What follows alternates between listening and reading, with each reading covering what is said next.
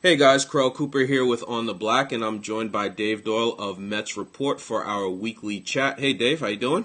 Good. How are you? Doing good, doing good. So here we go. We are a few days away from opening day. The Mets start the season on Friday in Florida, three-game series against the Marlins. They don't come home and have their home opener for a week later, I think April 8th, against the Nationals. Just want to talk really quick about predictions for this year for the Mets. I think the Vegas line for the Mets is 77 and a half games. So what do you think? You think the Mets will be over or under 77 games? I think 77 and a half is very fair. And Mm-hmm. I'd written a few weeks ago that to me, this team looks like a 75 to 80 win team. Okay. So I think, now that Castillo and Perez are gone, I'm excited and optimistic about the future. So I'm going to go with the over. So I'll lean towards the 80 win season. Yeah, I think they'll be over too. I don't know. You could call me a little optimistic, but I think that if the team is healthy, and obviously that's a big if. It's been the question mark for them for the last few years. So if the team is healthy, I actually like the pitching staff. I like the rotation. You know, I just think that if they're healthy, I think they'll be better than people think. I think they'll be able to compete this year. So I'm going to say over 77 and a half as well. So, All right. Optimistic fans. yeah, there you go. Now, let's talk a little bit about Terry Collins because as we've been doing these weekly chats, I don't think we've talked much about the Mets' new manager going into this year and sort of our impressions of him. From my standpoint, I kind of sort of like the energy that he has. I haven't been down to spring training at all this year, but from everyone that I talked to, from what I've been seeing and reading, it just seems like the team is a lot more energized this spring. It seems like, and I've said this before, like the adults are in charge again, if you will.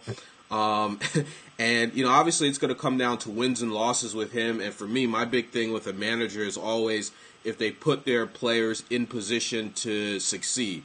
And I think that in the past has been an issue with Jerry Manuel and Willie Randolph. So I'm gonna be judging Terry Collins based on that once the season starts. But so far, I kind of like sort of the energy and what he's doing with the team, and just kind of want to get your thoughts on that.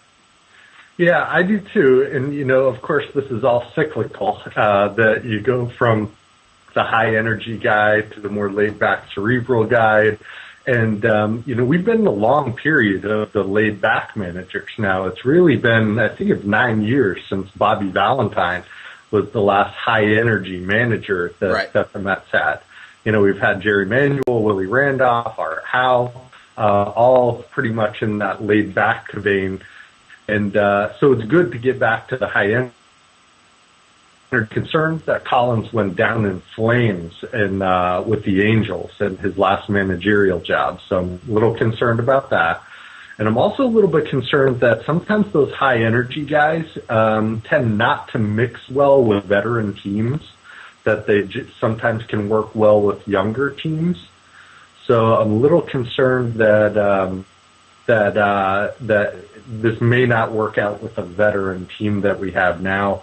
But I'm open-minded about it. I'm glad that we're back to a high-energy manager. It's good to see that, and so we'll see how it works out.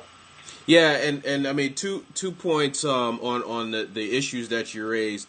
One, I mean, I hear you about the issues that he had when he was when he was with the Angels. I think maybe he's kind of learned from that, so I'm not as concerned about that particular piece of it.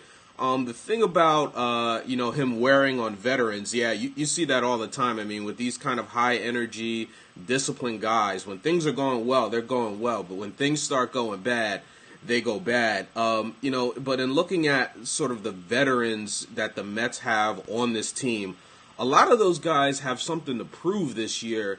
So I think they're going to kind of fall in line, if you will. Beltran has something to prove. He's in the last year. Bay wants to bounce back.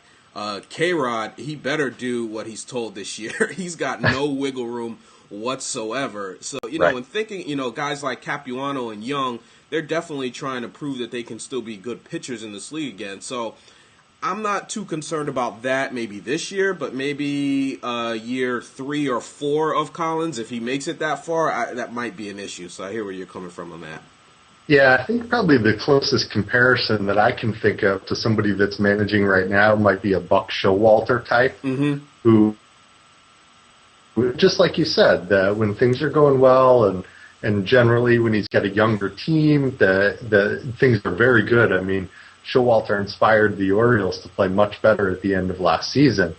But I think sometimes that he can start to grate on people over time, and I'm a little concerned that Collins might be in that same mold, that the message may get old for veteran players fairly quickly. So we'll see how it works out. Yeah, we will see. So, but hey, Dave, thanks for coming on. When we chat next week, we'll actually have some real games that count to talk about. So that'll be fun.